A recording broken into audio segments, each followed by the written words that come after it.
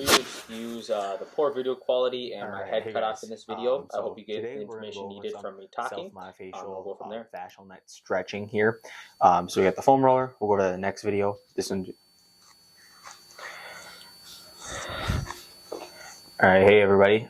Today we're going over some fascial stretching.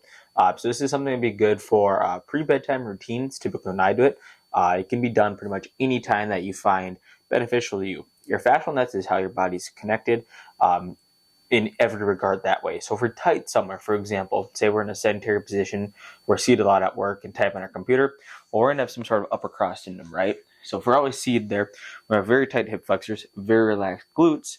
Our chest can be super tight just because we're going to be in a state of protraction the entire time, which is going to lengthen our upper back musculature there.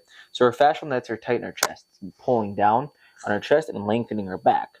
And this is why a lot of individuals will have weaker backs, and that's why we assess that first and strengthen that to get an optimal position for our posture. Once we get an optimal position for posture, whereas we're sitting up better, now we have more mobility all around there. So our goal for this session is to be upper body and lower body fascial stretching.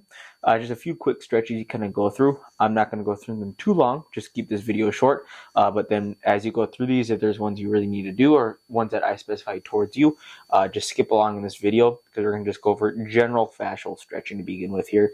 And we'll get more advanced when you need it here. So start off, you can do these, I'm going to do them seated, just so we can see them on the camera, but you can do them standing or seated here.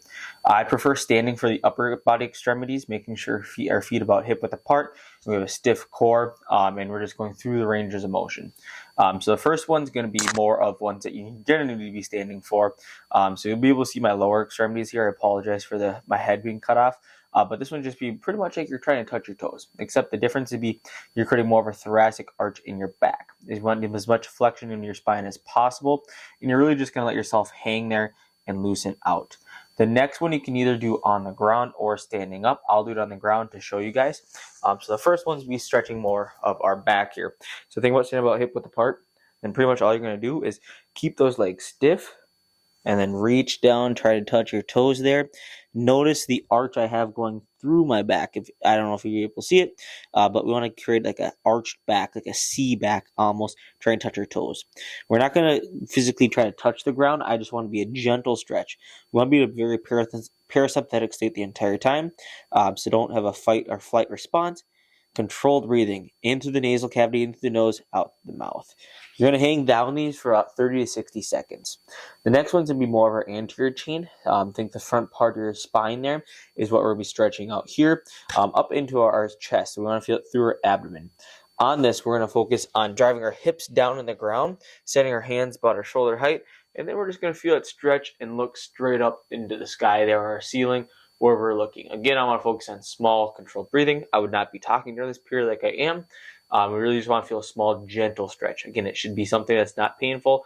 It should put you in a relaxed state and stay in a relaxed state the entire time. From there, we're going to be more going into our hip flexors and our adductors, the inner part of our thighs there.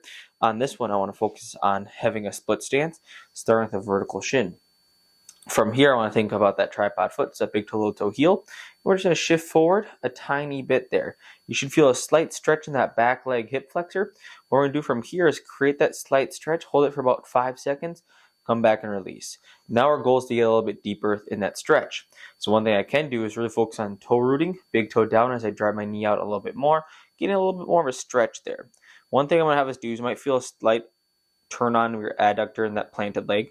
I'm going to have us come back. I'm going to have us go a bit wider than our shoulder width now, a little further up, and now we're going to create a little bit greater of a stretch in that back leg here. So think about keeping this knee driven down, tripod foot here, and then really just opening up and shifting as far forward as possible. Feel that stretch to that back of your leg. So we drive forward here, feel it stretch in the back of your leg. I kind of hug onto the front leg here too, because my main premise now, my main goal is just feel stretched to my adductor here into my hip flexor. So I might shift a little bit forward. I might come back a tiny bit. I might sit up a little more. What I want to do is sit up and kind of push my hips forward a tiny bit. From here, go back to my starting position. And these are things you kind of just feel around with. Stay in those positions for about 30 to 60 seconds. It's supposed to be something fluid. Find something that's a fluid pattern to you. I have my own pattern I go through. All these stretches are going to benefit. And of course, since I'm only doing one side, you'll be doing both sides of your body there. One of the other stretches we can kind of do this split stance when we're down here is just a standing overhand reach. So we're going to reach and we're going to kind of feel it stretch along our obliques, up in through our lat, up through our arm. And this is something I just want to be, again, controlled on. 30, 60 seconds before we flip sides and do our other sides here. That's going to be it for part 1 here. I want to keep it pretty basic to begin with. As we advance through stages here,